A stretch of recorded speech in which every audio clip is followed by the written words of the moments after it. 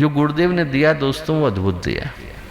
वो इस रूप में दिया कि हम में से हर एक को जीवन जीने का मंत्र दिया। हम में से हर एक को ये बताया कि समाज को किस दृष्टि से जीने की आवश्यकता है। और आज का जो समय है वो सही पूछे तो उसी उपहार को आगे लेकर के चलने का है।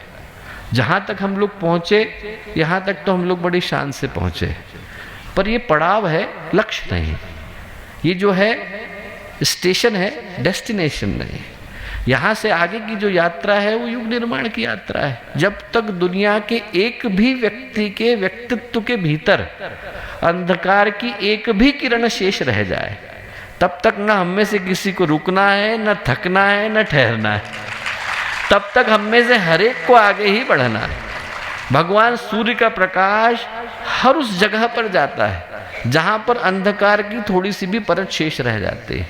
जब तक व्यक्ति अपने जीवन के उद्देश्य को भूल करके बैठा है, जब तक उसे याद ही नहीं कि उसे मनुष्य का जीवन मिला किस उद्देश्य से।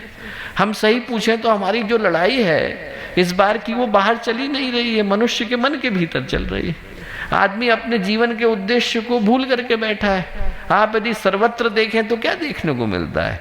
शरीर से लोग थक गए, मन से बीमार हो गए, भावनाओं की दृष्टि से संकुचित हो गए, टूटते बिखरते परिवार देखने को मिलते हैं, स्वार्थी निकृष्ट समाज देखने को मिलते हैं। मन की शांति चली गई, दिल का सुकून चला गया, चेहरे की मुस्कुराहट चली गई। आदमी के पास सिर्फ अपने कंधे पर न दिखने वाला वजन है। उसको पता भी नहीं है कि वो किस लिए अपनी जिंदगी की खुशियों को भूल करके बैठा है। आप यदि व्यक्ति के कंधे पर हाथ रख करके देखें और उससे बात करके देखें तो पता चलेगा आदमी फपक फपक करके रोएगा। उसके पास अपने जैसा कहने को कोई है ही नहीं। आदमी अंधेरों के ऊपर भरोसा करके बैठा है। जिस आदमी को वो जानता नहीं, 3000 किलोमीटर दूर रहता है, फेसबुक पर दोस्ती करके बैठा है, उससे अपनी मन की बात कहने को तैयार है। पास में दोस्त बैठे हैं, घर में माता पिता बैठे हैं, अपने बैठे हैं, उनसे व्यक्ति कह ही नहीं पाता, क्योंकि हम लोगों ने दूरियां इतनी गहरी कर दी हैं, इतनी गहरी कर दी हैं कि हर आदमी इतने बड़े आइलैंड के अंदर, इतने बड़े द्वीप के अंदर अकेला हो गया है। भीड़ पैदा कर दी है, आदमी को अकेला कर दिया है। और ऐसे समय में व्यक्ति को उसके जीवन का उद्देश्य याद दिलाना बहुत जरूरी है। ये जो चुनौती है वो हम लोगों के सामने बड़ी गंभीर है। मैं कहूँगा कि हर व्यक्ति को अपने मन के अंदर गहराई के साथ आज के दिन एक ही संकल्प को लेने की आवश्यकता है। और संकल्प ये लेने की आवश्यकता है कि जो हमें मिला उसे हमें दूसरों तक पहुँचाना है।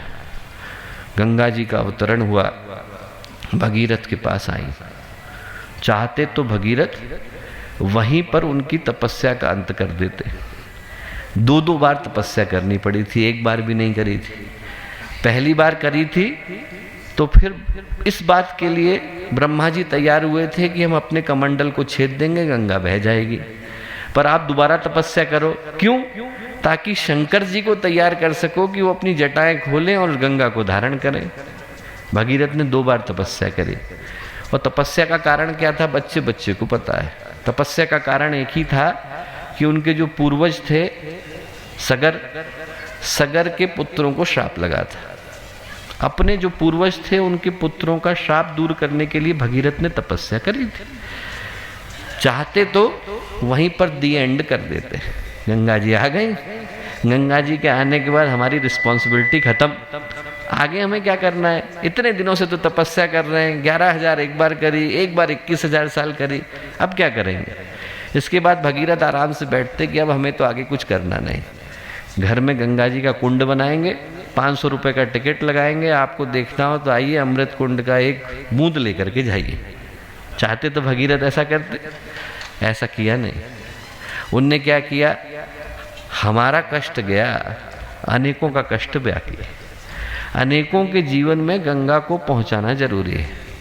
वहां से लेकर के निकले गंगोत्री से, गोमुख से, और गंगा सागर तक गए कि रास्ते में जितने लोग पड़ेंगे उन सब का कल्याण अनिवार्य हो जाता है।